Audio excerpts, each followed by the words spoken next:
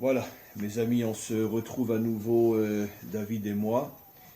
Et comme je le dis toujours, j'espère pour très très très longtemps. Et on va terminer aujourd'hui le texte du Zohar qu'on avait commencé il y a 3 4 semaines. Et on le termine aujourd'hui. À partir de la semaine prochaine, on commencera quelque chose de nouveau. Bien qu'en vérité, le nouveau est toujours sur le même thème. David et moi, on a choisi, parce que c'est l'essence et l'essentiel de la Torah, de parler surtout de la reconstruction du monde, de la reconstruction de la royauté, c'est-à-dire de la Malchut d'Hachem, qui passe bien sûr par une transformation au niveau de notre monde. Et c'est le thème qui va nous accompagner, j'espère, avec des nuances ici et ailleurs, mais c'est le thème fondamental qui est la Torah que l'on doit enseigner aujourd'hui. Comme je ne cesse de le dire dans mes cours en français, en hébreu, que la Torah de l'exil doit absolument disparaître. Qu'est-ce qu'on appelle la Torah de l'exil? Celle qui se limite à nous dire comment servir Dieu. Ça veut dire servir Dieu, mais par rapport à une dimension, on pourrait dire, céleste. Mais il n'y a pratiquement personne qui, dans notre génération, est capable de nous enseigner mais comment construire le monde? Qu'est-ce qu'il faut faire pour changer ce monde? Parce que tout celui qui connaît et qui comprend la Torah avec authenticité sait que ce monde n'a pas été créé pour servir Dieu dans le langage céleste du terme, mais pour construire ce monde dans le langage terrestre du terme, avec Hachem, bien évidemment, avec la Torah, bien évidemment. Mais l'intérêt de Dieu n'est pas en haut, il est en bas. Et c'est cette révolution que l'on doit faire pour mériter la délivrance, et c'est cette révolution qu'on essaye de faire, entre autres, David et moi, dans la transmission de nos enseignements. Alors, on va procéder comme d'habitude. Je vais lire et traduire le texte.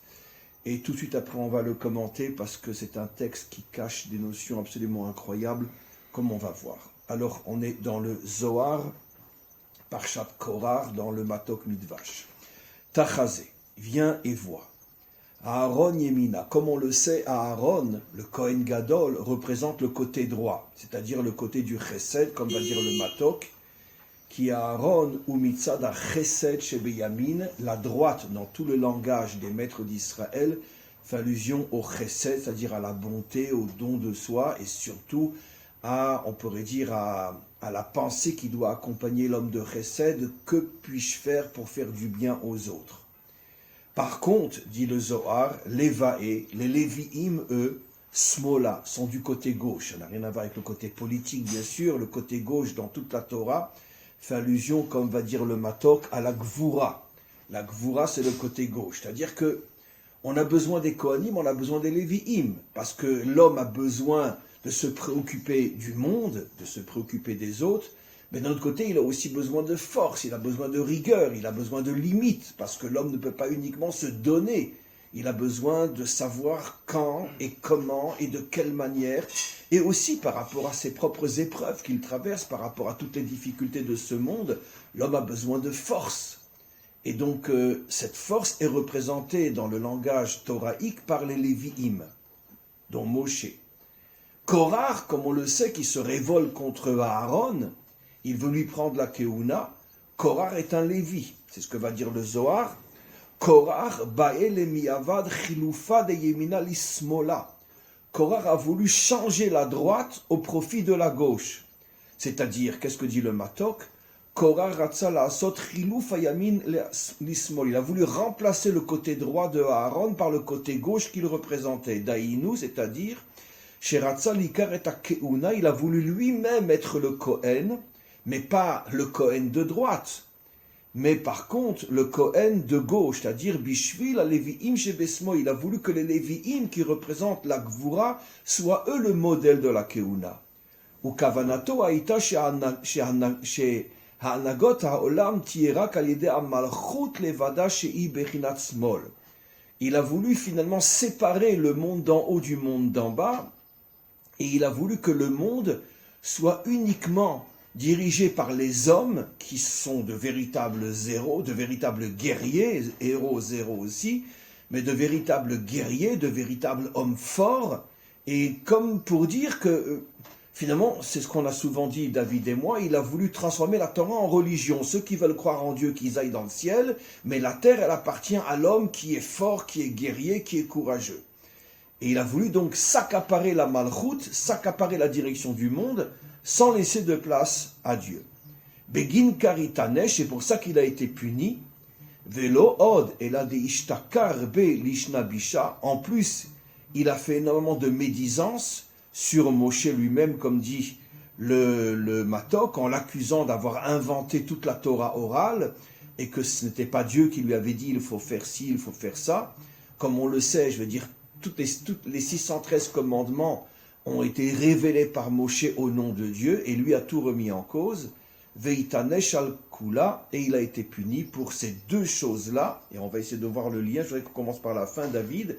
Le Zohar dit finalement deux choses. Il a voulu que la Keuna passe du côté de la Gvura, que lui représentait, et aussi il a voulu démolir Moshe en disant que toute la loi, tous les commandements que Moshe nous dit, voilà, il faut mettre les tefilin, il faut manger kasher, etc. Parce que, comme on le sait, au moment du don de la Torah, les Juifs n'ont entendu directement de la bouche d'Hachem que les deux premiers commandements. Je suis Hachem, ton Dieu qui t'est sorti d'Égypte, tu n'auras pas d'autre Dieu que moi. Donc, finalement, sur les 613 commandements, il n'y en a que 611 que Israël, il n'y en a que 2 que Israël a entendus. Et les 611 autres et tous leurs détails qui sont infinis, tout a été transmis par Moshe. D'ailleurs, Torah, c'est Gematria 611. Bravo, bravo, je répète ce que tu dis. Le mot Torah a pour valeur numérique 611. C'est-à-dire que, et c'est pour ça qu'on dit Zichru Torah Moshe. Ouais. Souvenez-vous de la Torah de Moshe. C'est-à-dire que Moshe, c'est lui qui nous a enseigné les 611 commandements. Et finalement, Korach, qu'est-ce qu'il a voulu faire? Il a remis en question toute la Torah et dire, nous, on ne croit que ce qu'on en a entendu. Je suis Hachem, ton Dieu qui t'est sorti d'Égypte, et tu n'auras pas d'autre Dieu que moi. Tu peux m'expliquer, David, le lien entre, puisque c'est dans le même texte, le refus de laisser la Keuna du côté du Chesed, à Aaron, et finalement, nier toute la Torah, les 611 commandements, et ne vouloir accepter que les deux premiers? Quel est le lien? Il y a un secret absolument incroyable qui se cache là-dedans. Bon, déjà, il faut dire quelque chose d'important, je pense que vous ramenez dans tous vos cours, c'est que pourquoi il a voulu remettre en cause la Keuna de Aaron? Déjà, ça c'est la première question. Et je pense qu'il y a quelque chose de très important à ramener ici, que vous ramenez souvent, que les gens ne savent pas forcément, c'est que la Keuna, elle ne devait pas aller chez Aaron de base. Aaron ne devait pas être le Kohen Gadol. D'où on l'apprend, quand Dieu s'est révélé à Moshe au buisson ardent, et qu'il lui a dit « va délivrer mon peuple », il a dit « je ne veux pas y aller ». Moshe au départ il a refusé la mission par humilité ou tout ce que vous voulez. Apparemment c'est quelque chose de bien, ouais, il est humble, ouais, etc. Non, il a dit envoie Aaron, c'est lui qui est en Égypte, c'est lui qui a tous les mérites, pourquoi tu vas m'envoyer moi, ils vont pas m'écouter, je suis à Res Fatem, etc., etc. Et on sait très bien qu'Hachem, il déteste la fausse humilité. Trop d'humilité. C'est-à-dire qu'une humilité qui t'empêche d'agir est un mensonge. C'est-à-dire l'humilité de baisser la tête, dire non, c'est pas ma place, etc. À ça, Hachem, il déteste parce qu'en vérité, la fausse humilité, c'est de la gahava, c'est de vouloir montrer que tu es humble. Alors, la vraie humilité, comme il dit Rabbi Nachman, c'est les akir et mekomo, c'est de savoir sa place, savoir de pourquoi ce dont tu es capable, créé. Pourquoi j'ai été créé, et de le réaliser. Chacun d'entre nous a été créé pour agir et faire quelque chose. Et c'est pas une gahava de vouloir réaliser ce pourquoi tu as été créé. Au contraire, on va te le reprocher si tu l'as pas fait. Donc, Moshe, il se passe une négociation entre Moshe et Dieu, un truc de fou. Pendant une semaine, Moshe refuse la mission. Et à la fin, il écrit Vaïcha af Hashem ben Moshe. Dieu se met en colère contre Moshe. Et dans toute la Torah, quand il y a écrit Vaïcha af Hashem, on sait qu'il y a une punition. Donc Rachid nous dit quelle est la punition qui a suivi. C'est que Aaron a été envoyé avec lui, c'est-à-dire qu'Aaron a été nommé Kohen Gadol à sa place. Alors ça aurait dû être Moshe. Donc le côté gauche. Le côté Lévi. Alors quelle est la faute de Korah? Alors la faute de Korah, à mon avis, elle est juste une faute de forme. Apparemment, Korah n'a voulu que remettre la Keuna à sa véritable place. Il va falloir Korah va revenir nous diriger. Il va falloir qu'on explique justement. Alors c'est ça le problème. D'expliquer. Non, mais je répète ce que tu dis parce que c'est fondamental. Au départ, la Keuna n'était pas prévue du côté droit. La Keuna était prévue du côté gauche. Juste un détail extrêmement important. Pourquoi au départ, et puisque c'est ce qui se passera finalement à la fin des temps, pourquoi au départ, la Keuna devait être du côté gauche et pas du côté droit? Parce que le côté gauche représente tout le but de la création, puisqu'on le sait. Qu'est-ce qu'il y a écrit au départ dans la création? Il y a écrit Bereshit, Bara, Elohim. Comme on sait, il y a des noms divins différents dans la Torah. Il y a Yud-Ke Vav-Ke, il y a Elohim, etc. Les deux essentiels, disons, c'est Yud-Ke Vav-Ke et Elohim. Yud-Ke Vav-Ke représente le côté droit, c'est-à-dire le côté chesed, le côté bonté, le côté spirituel, le côté miséricorde, qui a pitié de son peuple, etc. Et Elohim représente plutôt le côté din, le côté rigueur, le côté force, le côté courage, etc. Et donc le monde a été créé du côté de la rigueur. Le monde, dans son essence, Rachid nous dit, Marshafto, c'est-à-dire dans la première pensée divine, quand il a pensé à créer le monde, c'était par la Midat Adin. Din, c'est la rigueur. Mais alors attention, non, mais explique-moi, mais pourquoi Dieu a voulu créer un monde de rigueur? Pourquoi? Alors, c'est très important de comprendre que le mot din, quand on dit rigueur, c'est une connotation chrétienne, c'est-à-dire négative. Du genre, il y a un grand Dieu qui va faire le jugement dernier avec une balance, les mitzvot, le paradis, l'enfer, tout ça, c'est des bêtises. En vérité, le din, c'est la plus belle mida de Dieu, c'est la meilleure manière de se lier à Dieu. Je donne un exemple. Quand Yud-Ke Vav-Ke, c'est comme un père ou une mère. Et Elohim, c'est comme une femme. D'ailleurs, on le dit explicitement dans le Lechadodi, on dit « Yassis alayech Elokayer kim sos ratan al-kala » Ton Elohim va se lier à toi, se réjouir sur toi comme un homme et une femme. C'est-à-dire qu'en fait, la relation que j'ai avec Elohim, elle va être beaucoup plus forte en amour, en liaison qu'avec Yud-Ke Vav-Ke. Très simplement, pourquoi? Mais d'accord, mais explique. Très simplement, mais pourquoi? puisque Elohim représente toutes les difficultés, les souffrances, les épreuves, toute Mais l'obscurité votre de ce femme, monde. elle vous tue pas la tête toute la journée, vous préférez pas vivre sous la mienne est extraordinaire. Oui, non, mais votre femme, c'est en général. C'est-à-dire que le tafkid de la femme, c'est pas c'est un verset lui-même. Ezer Kenegdo. Elle est là pour être ton aide contre toi. Donc, les épreuves, les souffrances, quand on est chez papa, maman, on les connaît pas. Parce que papa, maman, toute la journée, nous mettent la pommade, ils nous font tout pour nous, ils nous aiment, la miséricorde. Même si on est. C'est pour ça que nos maîtres nous disent un homme qui n'est pas marié n'est pas un homme. Tu deviens un homme grâce à la confrontation, grâce à la difficulté. Donc finalement, c'est pourquoi le monde est, comme tu dis si bien, pourquoi Hachem nous a donné la vraie femme, c'est celle qui n'est pas en train de nous laver les pieds, en train de se prosterner devant nous, c'est celle qui nous contredit constamment. Mais pareil le monde. Et c'est ça le nom Elohim. Je suis là pour aller contre toi. Bien sûr. Parce que et pourquoi tu as dit que c'est la plus belle de toutes les qualités? Parce que quel est le but? Pourquoi Hachem va contre nous? Pour faire de nous des hommes. Des hommes, voilà. Mais de toute façon, le monde a été créé sur ce principe, puisque qu'est-ce que la Midat Adin? C'est l'origine du Tzimtzum. Le Tzimtzum, c'est quand Dieu il a voulu créer le monde. Il avait, disons, sa lumière infinie qui allait partout dans le monde, dans l'univers entier, et il a dû se contracter, c'est-à-dire se voiler, c'est-à-dire quelque part se cacher pour créer une existence indépendante. S'il n'avait pas fait ça, s'il n'y avait pas eu cette Midat Gvura, cette rigueur, c'est-à-dire cette manière de Dieu de se cacher, de se voiler de nous. En se cachant, de faire naître l'obscurité. Bien sûr. Qui représente toutes les difficultés de ce monde. Mais en vérité, derrière cette obscurité, ça va se cacher la plus grande des lumières, puisque ça la construction de l'homme. Ça va créer la construction de l'homme de manière indépendante, quelque part, qui vient rôle, c'est-à-dire par son propre libre arbitre, retrouver la véritable volonté de s'unir à Dieu, mais par un travail, par l'effort, non pas par la miséricorde, et parce que Dieu, il efface toutes nos fautes, parce qu'on a une belle tête. Donc encore une fois, David, quelle est la prière la plus abominable qu'il y a sur terre et qui est dans toutes les religions, y compris dans la nôtre? Dieu sauve-nous. Voilà.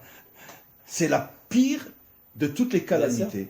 Bien sûr, c'est toutes les destructions du monde, toutes les épreuves, elles nous viennent à cause de ça. C'est qu'on n'est pas capable de se prendre en main. C'est d'ailleurs ça le sens de la terre d'Israël. Regardez, remarquez. Qu'est-ce que dit l'Agmara au début de Brachot? Que 3 choses ne s'acquièrent que dans la difficulté et l'épreuve, le monde à venir, la Torah et la terre d'Israël. Mais regardez comment c'est beau.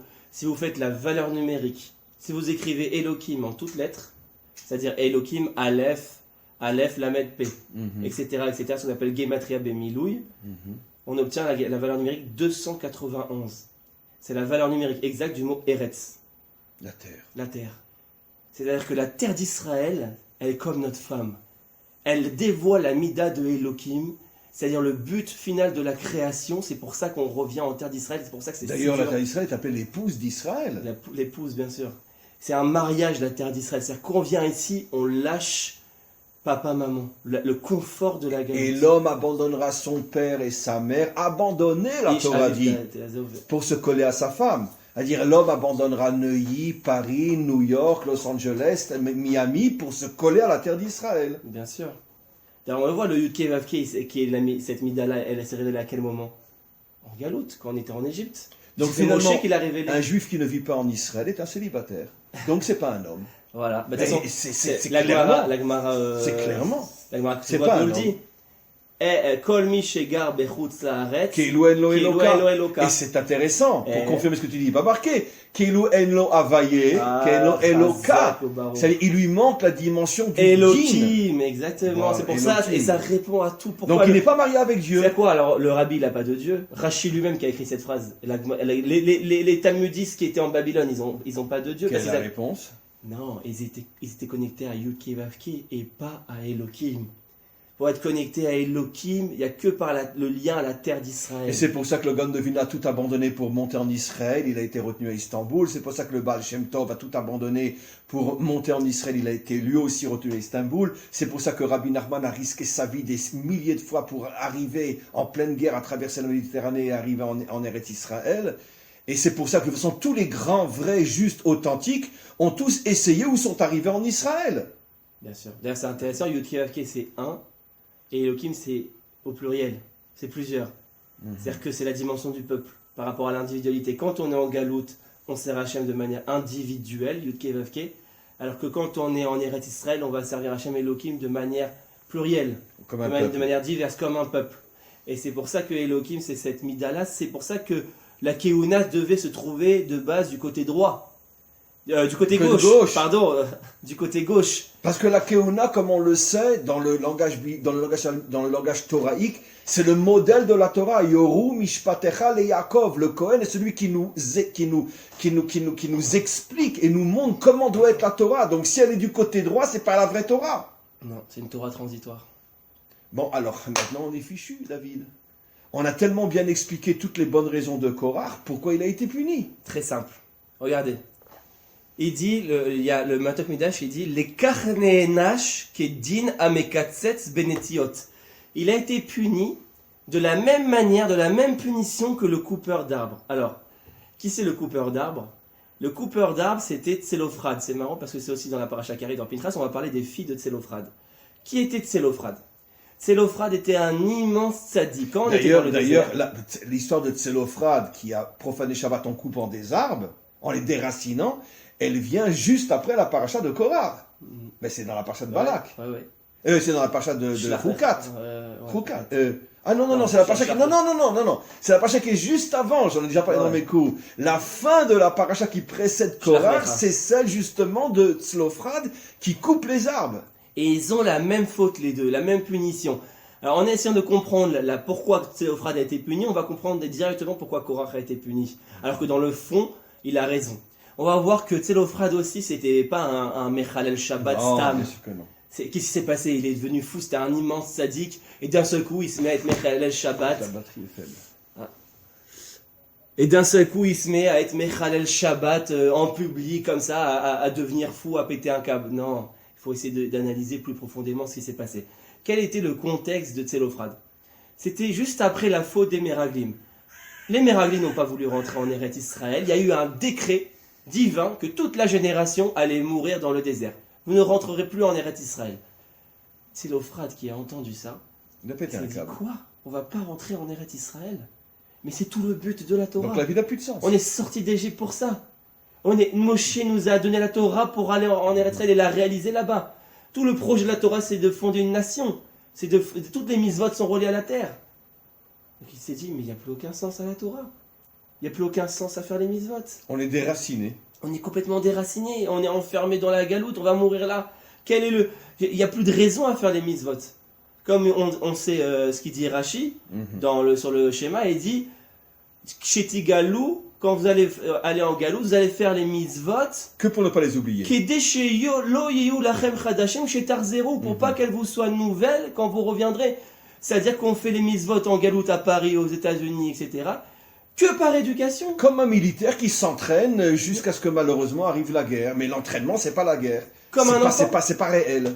Comme un enfant, pourquoi un enfant il fait mitzvot avant 13 Pour ans? le préparer à... Pour le préparer le jour de la bar mitzvah, le jour où il doit vraiment faire les mitzvot. On le fait les chinours, c'est-à-dire on l'édue, comme ça ce sera pas nouveau pour lui, il aura déjà l'habitude de les faire. Comme ça, quand il aura vraiment le digne de les faire, il sera déjà préparé pour les faire. La même chose pour la galoute, on a gardé les mitzvot, mais en vérité on n'aurait pas dû les garder, dans le fond des choses. La preuve, j'ai déjà fait un coup, j'explique que les pères eux-mêmes et les mères, quand ils quittaient la terre d'Israël, n'accomplissaient plus les commandements. La preuve, c'est que Yaakov s'est marié avec 2 sœurs, qui est une très très grave interdiction. Et quand il est revenu, l'une des deux a décidé de mourir pour ne pas le mettre en faute. Donc, qu'est-ce qu'il s'est dit, Tselophrad? Il s'est dit, il n'y a plus aucun sens. Et moi, je vais montrer à tout le peuple qu'il n'y a plus aucun sens. Il s'est sacrifié pour enseigner quelque chose. Il a dit, je vais être Mechalel Shabbat, je vais profaner Shabbat en public pour montrer qu'il n'y a plus de raison. Et il a choisi de couper un arbre. Et il a choisi de couper un arbre qui est un des interdits des 39 travaux devant tout le monde, pour montrer qu'il n'y a aucun sens. On est déraciné. On est déraciné, il n'y a plus aucun sens à rentrer en Eretz Israël. Alors maintenant, pareil, alors elle est où la faute de Tselophrad? Alors le Matok dit que c'est exactement la même faute qu'a fait Korach. Il lui aussi a déraciné un arbre sur le plan spirituel. Alors c'est la faute de celui qui veut aller directement vers Elohim, vers la Malchut, vers Eretz Israël, vers le projet final, sans passer par le Yud. C'est pour ça qu'on dit Hachem hu a Elohim. Alors maintenant tu vas m'expliquer, David, dans l'arbre, Hachem est où et Elohim est où? Puisqu'on parle de couper l'arbre. Donc de lui enlever ses racines. Donc le Hachem, c'est les racines. Mais bien sûr. Yud Kevavke, c'est les racines, et Elohim, c'est l'arbre. Mais c'est à pleurer ce qu'on est en train de voir, David. C'est à pleurer. Merci Hachem de cette étude qu'on fait ensemble, parce qu'on découvre et dévoile des choses fantastiques. Ça veut dire que si Hachem, c'est les racines, c'est-à-dire que tu ne peux pas atteindre la Gvura si dans ton essence, dans tes racines, tu n'es pas un homme bon. Comme on expliquait, je pense aussi nous deux, je l'ai fait aussi dans d'autres cours, mais on l'a vu aussi nous deux, un homme qui n'est que Gvura, il va tomber dans ce que j'appelle moi le culte de l'ego. Et moi, je suis le plus fort, le plus riche, le plus etc. Donc il a besoin du recette, ça veut dire de s'occuper des autres aussi. C'est pour ça que tous les dirigeants politiques sont corrompus, parce qu'ils ne s'occupent que d'eux. Et ils se foutent royalement du peuple. Donc, tu dois d'abord avoir dans ta racine un seul et unique but. Je veux le bien du monde. Après, tu dois pousser, faire apparaître ta nature réelle comme un homme de Gvura, mais qui s'enracine dans le chesed. Mais on voit aussi une autre chose, David. Pourquoi le chesed est caché? Et pourquoi le tronc et l'arbre, qui est la Gvura, est dévoilé? Qu'est-ce qu'on comprend de là? Que le but final, c'est la Gvura, c'est la construction. C'est comme une maison. Il y a les fondations qui sont cachées. C'est ce qu'on appelle le Yesod dans la Kabbalah, dans la Sphirata Yesod, c'est-à-dire le fondement. Et ce qu'on dit, Tzadik Yesod Olam, c'est-à-dire le Tzadik, c'est-à-dire l'homme de Yud Kevavke par excellence, c'est-à-dire l'homme spirituel, c'est la fondation. C'est ça l'erreur de Korach et de Tselophrad. C'est la même faute, c'est qu'en vérité, ils ont voulu aller directement au but en coupant le moyen. Ils ont dit, il n'y a plus de mitzvot. Alors non, Rachid ne nous dit pas qu'il n'y a plus de mitzvot. Il nous dit, en galoute, tu dois maintenir les mitzvot comme un robot. C'est absolument incroyable ce que tu dis aujourd'hui en français, exactement ce que j'ai dit en hébreu hier dans un cours. J'ai dit que le chesed est le moyen d'arriver à la Gvura, et malheureusement, toute la Torah de l'exil a transformé les choses en nous faisant croire que le but, c'est de devenir un gentil monsieur. Voilà, non, tu es là pour être un guerrier.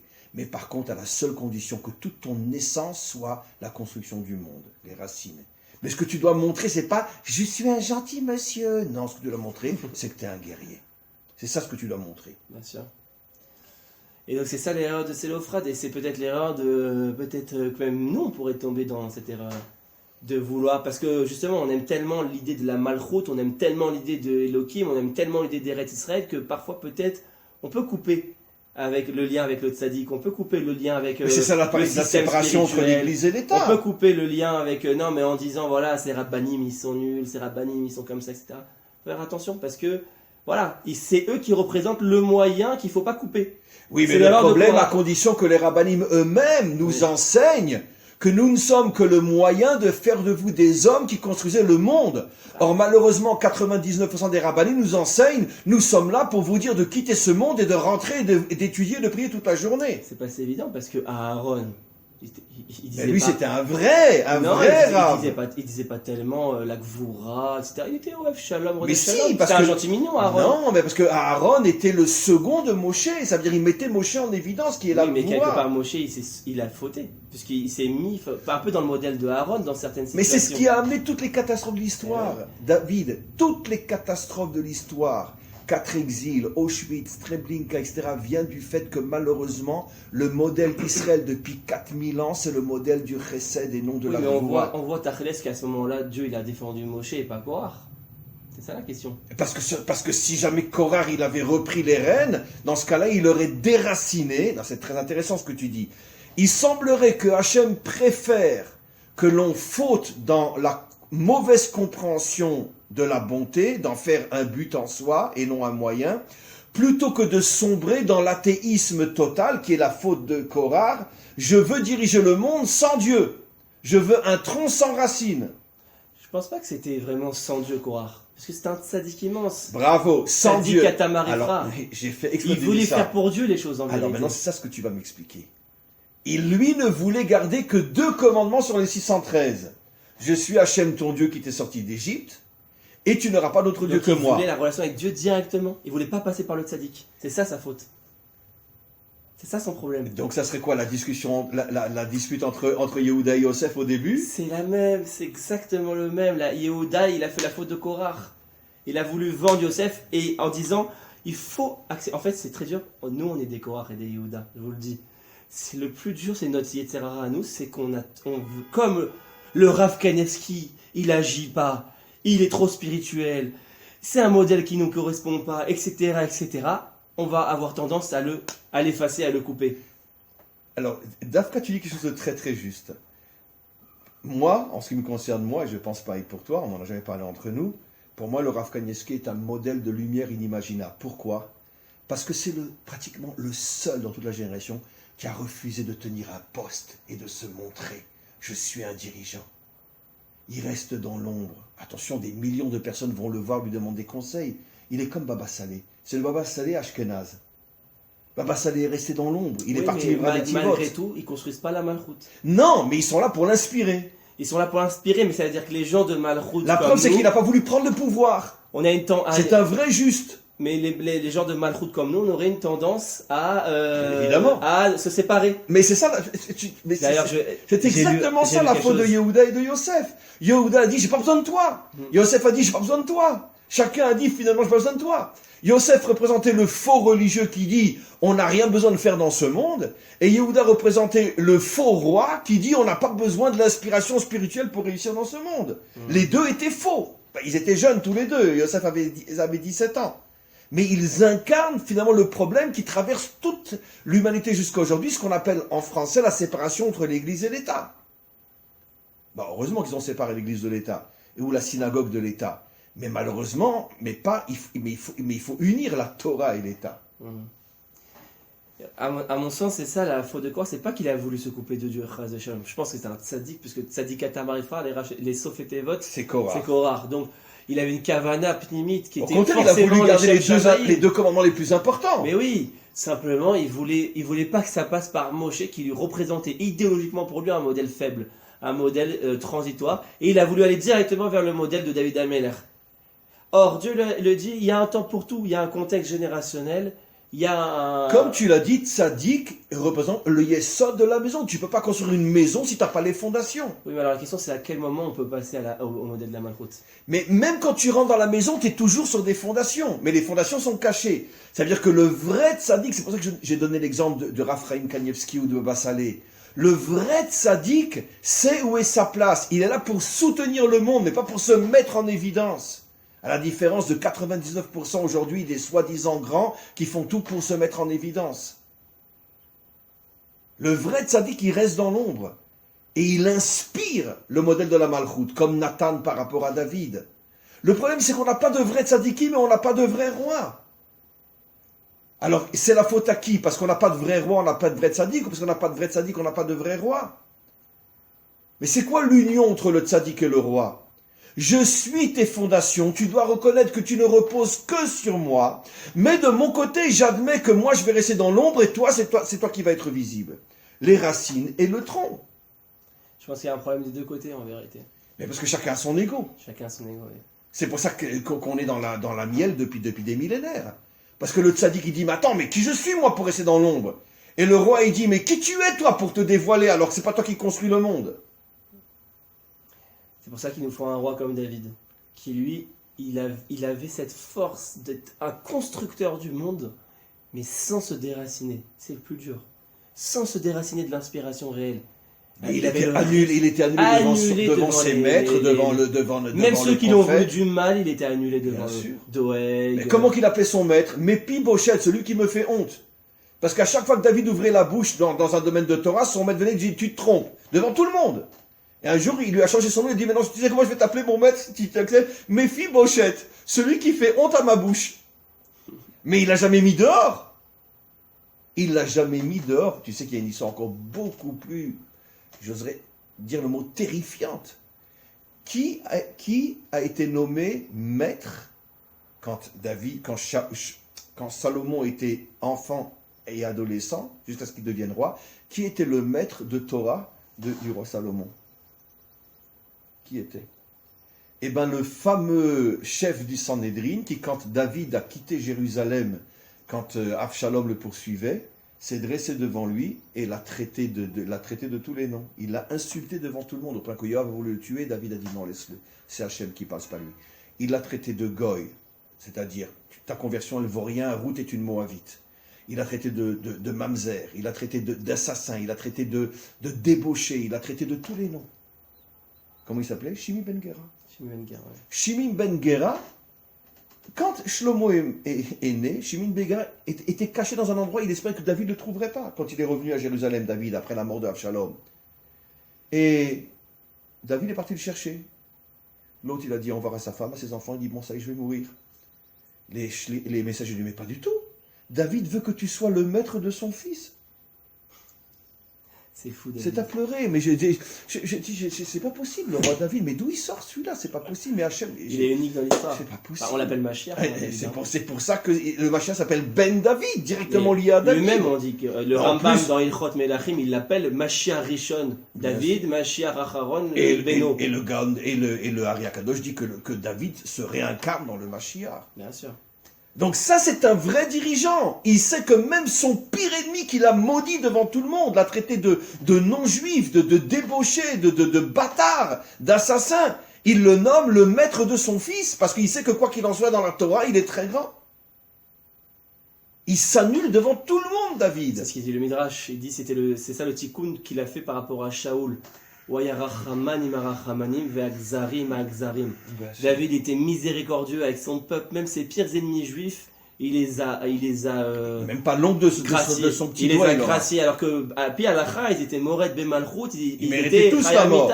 C'est-à-dire que même à Pi Alacha, il aurait eu raison de les mettre à mort. Mais bien sûr, il avait raison. Et il les a graciés par son chesed absolu. Et par contre, face à ses ennemis, c'est-à-dire les ennemis de son peuple, c'était un lion. C'était un lion, Akzarim. Il était d'une cruauté incroyable. Et c'est le tikkun de Shaoul qui était le contraire, nous dit le Midrash. Shaoul, il a épargné Amalek. Rachaman ima Akzarim, il a eu miséricorde des méchants, il a épargné Amalek contre l'ordre divin. L'État d'Israël aujourd'hui. Veaya Akzarim Arachamanim, mais il était rigoureux avec son propre peuple, puisqu'on sait que quand il a pourchassé David, il a fait exterminer tous les Kohanim qui ont caché David. Bien sûr. Mais la politique d'Israël aujourd'hui, du monde entier, on est gentil avec les méchants et on est méchant avec les gentils. Un soldat qui tue un terroriste, on le met en prison. Voilà. Parce que c'est les Chachamim qui nous l'ont dit. Quelqu'un qui va être miséricordieux envers son ennemi, il sera intransigeant avec son propre frère. Et c'est ce qui s'est passé avec Elor Azaria. Le soldat Elor Azaria qui est un gibor, qui a fait quelque chose que même la Torah préconise. Quand David il a été coupé la tête à Goliath, Goliath il est tombé par terre d'abord, il était neutralisé, il aurait pu dire ah non il est neutralisé, ça y est on va le mettre en prison. Non, il a coupé la tête parce qu'un ennemi tu ne peux pas le laisser, un ennemi qui a la haine du juif dans son biberon, tu peux pas le laisser vivant. Il reviendra toujours te faire du mal. Alors Elor Azaria il a fait comme David, et neutralisé ou pas neutralisé, il fait un terroriste, il faut l'éliminer sur place. Et aujourd'hui dans notre état c'est le soldat qui finit en prison parce qu'il a neutralisé un ennemi d'Israël. Bien sûr. Voilà l'état d'Israël aujourd'hui. Les valeurs sont complètement inversées. On est dans Shaoul aujourd'hui. C'est-à-dire Oui. qu'on arrive à David, Bezrat Hashem. On est dans ce que j'appelle moi le judéo-christianisme. Mais aujourd'hui, on est clairement dans le modèle Shaoul. Oui. On a pitié de nos ennemis, on les fait rentrer dans notre... Mais au nom de quelle morale on fait rentrer nos ennemis? On n'est pas contre les Arabes, on n'est pas des racistes, on aime toutes les créatures. Ça n'a rien à voir avec la race. Regardez les Druzes, ça se passe très bien. Avec les Druzes, ils s'engagent dans l'armée, etc. Ils nous aiment, ils nous respectent la souveraineté juive. On a même quelques Arabes qui s'engagent dans l'armée. Au contraire, On bien a même sûr. de vrais Arabes Non, mais qui sont ça veut dans dire l'armée. un Gertoshav. Récemment, il y avait un article d'une musulmane avec la tête entièrement couverte dans la police d'Israël. Bien sûr. On a vu sa photo. Mais ça, c'est problématique. Je vais vous Une dire pourquoi. musulmane dans la police Ça, d'Israël. c'est problématique. Il faut pas louer ça. Pourquoi? Non, Parce mais que- pour confirmer ce que tu dis, que nous, on n'est pas racistes. Non, parce que les Arabes, c'est pas le problème. Au contraire, nous, les Arabes, on les aime, on a même vécu avec eux, etc. Moi, j'avais des amis arabes, mes meilleurs amis à la fac, c'était des Arabes, etc. C'est pas ça le problème. Le problème, c'est l'islam. C'est la religion, c'est l'islam. Parce que qu'est-ce que veut l'islam? Pourquoi on n'a pas la paix ici? Il va nous détruire. Parce que le fondement de l'islam, c'est le grand remplacement.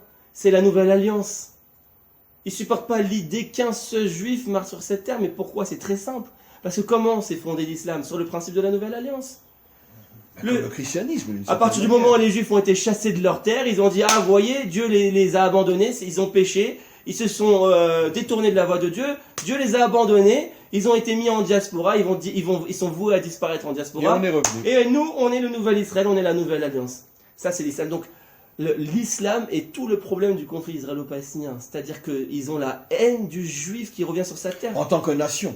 En tant que Mais pas en nation. tant que juif Bien sûr, individuel. parce qu'un juif La qui preuve, bien sûr. les deux pays qui officiellement veulent détruire l'État d'Israël sont les deux pays où les juifs dans le monde musulman vivent le mieux. Mais bien En sûr. Iran et en Turquie. Mais donc ça veut dire que quoi? Ça veut dire qu'un juif qui revient sur sa terre, c'est C'est ça le problème. l'effondrement de l'islam. Bien sûr.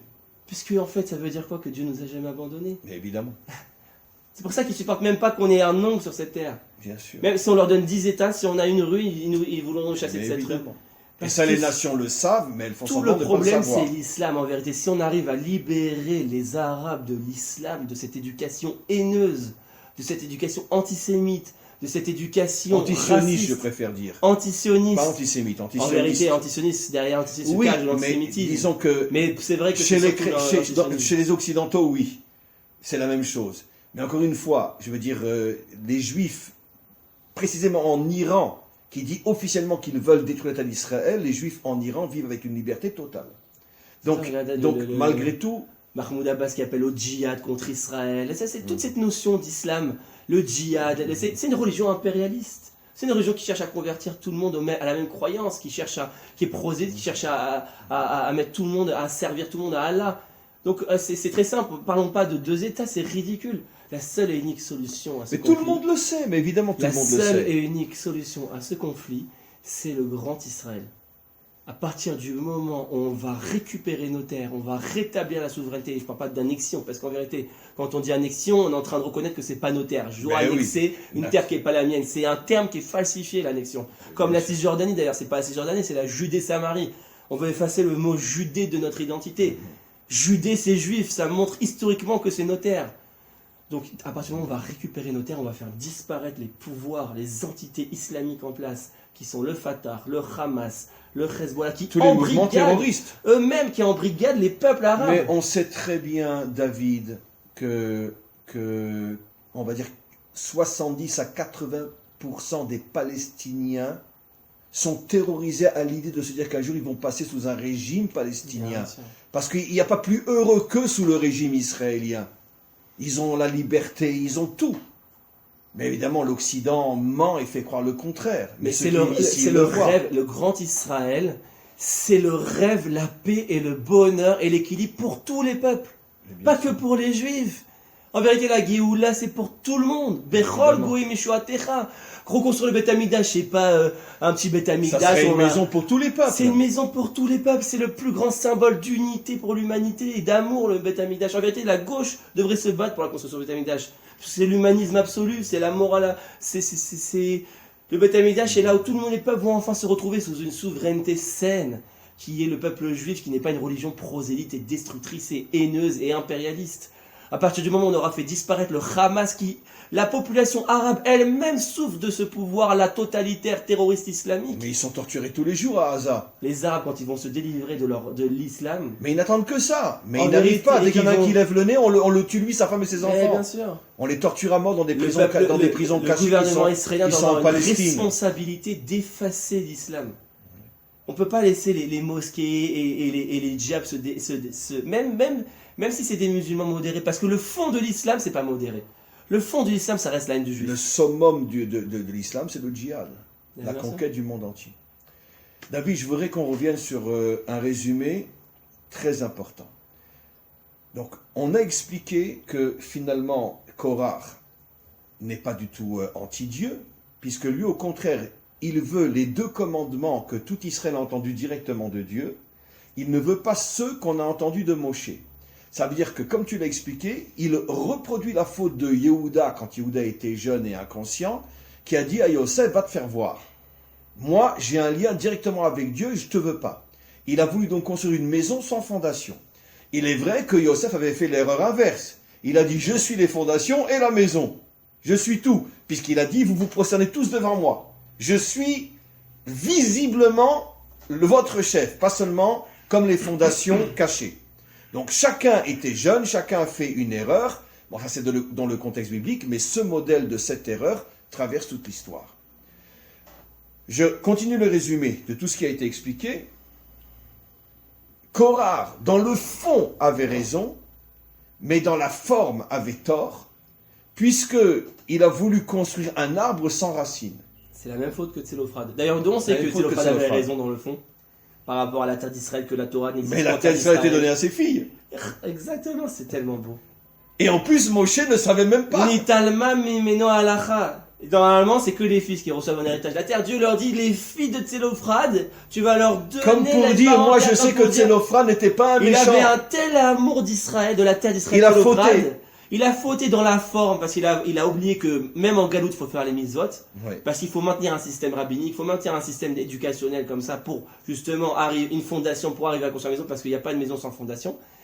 Mais pour montrer que dans le fond, il avait raison, Hachem, il a dit directement à Moshe que lui-même n'a pas compris Moshe, donne une part de la terre d'Israël aux filles de Tselophrad. Mida Keneged, regarde la justice divine, comment elle est parfaite dans les moindres détails. Dans la forme, il a tort, donc il était puni, mais dans le fond, il a raison, donc ses filles ont été récompensées. Et ils vont recevoir la Et elles vont terre. recevoir la terre d'Israël parce qu'il a voulu défendre l'honneur de la terre d'Israël. La Torah, c'est parfait. Pour terminer, Donc Korach Cette- et Tselophrad, c'est exactement c'est une faute de forme. et sur une notion qu'on a déjà vue ensemble, on est dans la parasha de Pinchas. Et Pinchas, finalement, d'une certaine manière, c'est le tikkun de Korach. Pourquoi? Parce que Pinchas, c'est un Lévi qui va devenir Cohen. Pourquoi il n'a pas reçu la Keuna au départ? Parce qu'il était trop Lévi. Parce qu'il vient à la fois de Yitro, qui d'après le Hari Akadosh est un Gilgoul du bon côté de Caïn, et il vient aussi de Yosef, qui est comparé à un Shor, et le Shor, comme on le sait, c'est Midat Adin, puisqu'on l'appelle Sitno chez Esav. C'est le seul qui peut combattre Esav, qui est Midat Adin.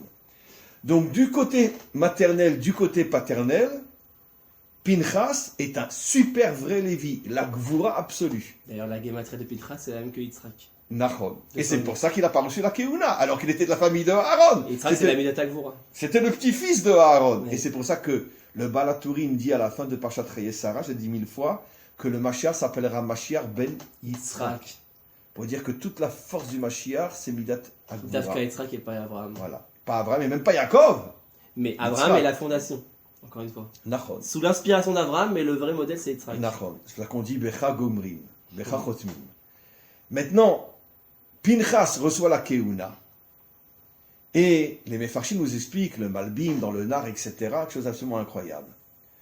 Que même s'il a reçu la Keuna, la famille d'Aaron, qui avait reçu la Keuna avant lui, vont tout faire pour ne pas le laisser monter jusqu'au roi Salomon, quand il va construire le temple.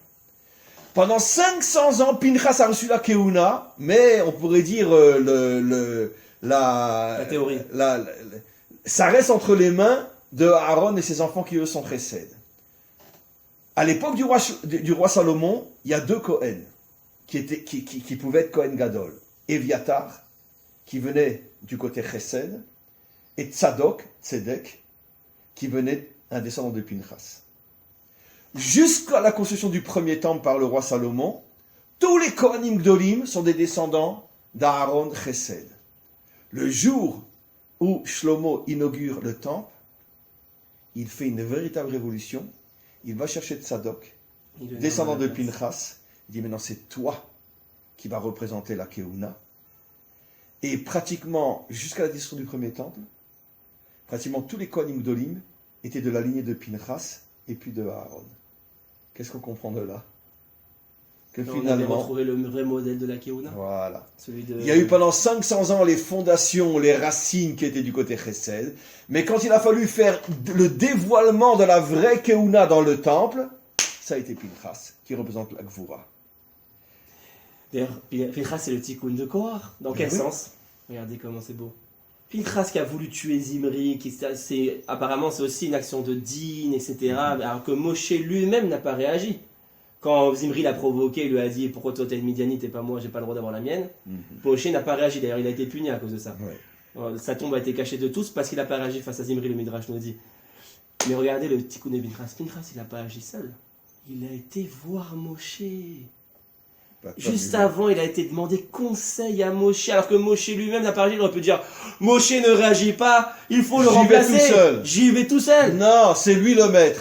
C'est lui le maître, malgré qu'il est un modèle et qu'apparemment il est puni par Dieu parce qu'il ne réagit pas et qu'il n'est pas la Gvura. J'y vais, je me soumets, je vais lui demander conseil. Est-ce que j'y vais? Et Moshe lui a dit puisque c'est toi qui as compris, fais-le. Et le Midrash nous révèle quelque chose d'encore plus profond. Il n'a pas été le voir pour lui demander l'autorisation de tuer.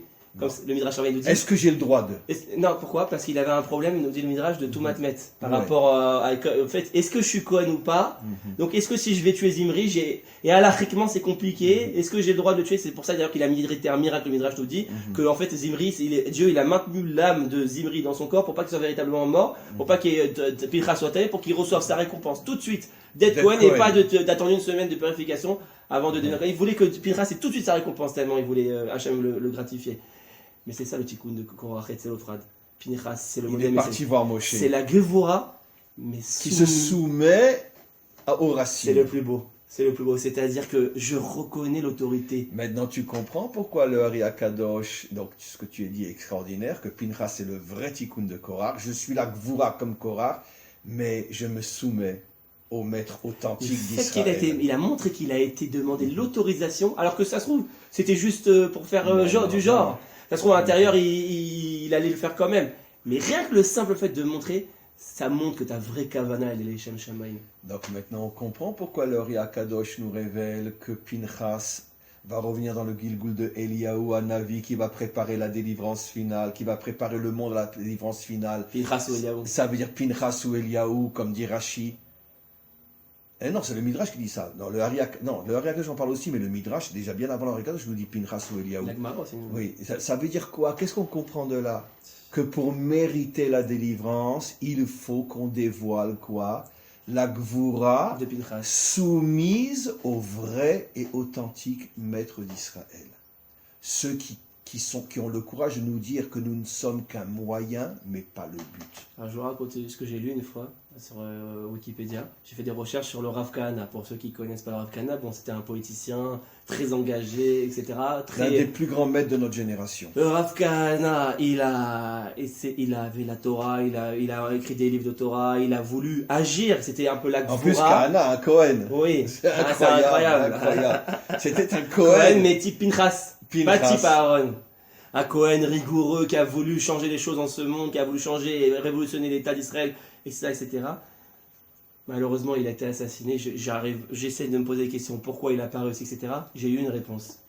Le Rav Shach, qui est donc un des plus grands maîtres litaï, un des plus grands maîtres orthodoxes de l'époque, comme le Rav Kanevski à l'époque. Oui.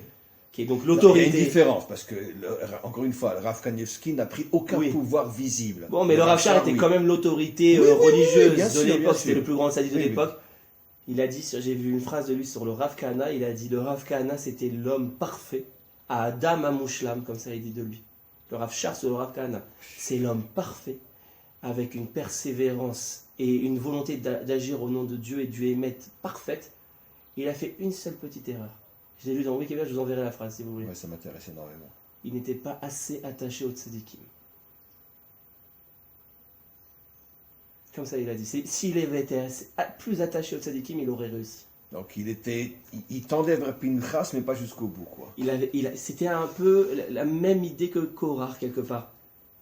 Pas assez attaché au tzadikim, pas assez soumis à l'autorité des tzadikim. Encore une fois, au tzadikim authentique. Au tzadikim authentique. Pas au déguisé. On parle des vrais tzadikim. Oui. Comme le Rav Kanevski aujourd'hui, le Rav Steinman qui est mort il y a quelques années, etc. Ça, ces vrais tzadikim-là, tu dois montrer un attachement absolu, même aux yeux du peuple. Tu dois montrer que tu les visites, tu dois montrer que tu leur poses des questions, tu dois montrer que tu es sous leur autorité dans tes actions. Comme Pinchas a fait avec Moshe. Parce que si tu fais pas ça, alors on a l'impression que tu es un électron libre et que tu fais ça pour toi-même en vérité. Mais si tu montres que tu es en permanence attaché au tzadikim, alors le Rav Shir il aurait dit c'est sûr que le Rav Kana aurait réussi dans sa mission. Il manquait cette nekuda. C'est exactement c'est ce qu'on dit depuis tout à l'heure. C'est fabuleux. Tov David, écoute, à chaque fois qu'on doit s'arrêter, j'ai mal au cœur et j'attends la semaine prochaine avec impatience. Merci Hachem, on va pas dire sauve-nous. Merci Hachem d'avoir permis la réalisation de cette étude entre nous, que l'on peut diffuser aussi. Merci à vous.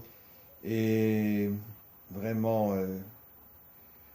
je pense que ce sont des cours qu'il faut écouter pas seulement une fois, parce qu'ils contiennent tellement de notions importantes et qui ne sont pas seulement des enseignements. Bon, j'ai appris aujourd'hui mais dont le but essentiel c'est d'agir sur nous, sur le monde, afin de nous préparer à cette révolution qui permettra la véritable délivrance. Amen. Merci beaucoup David. Merci.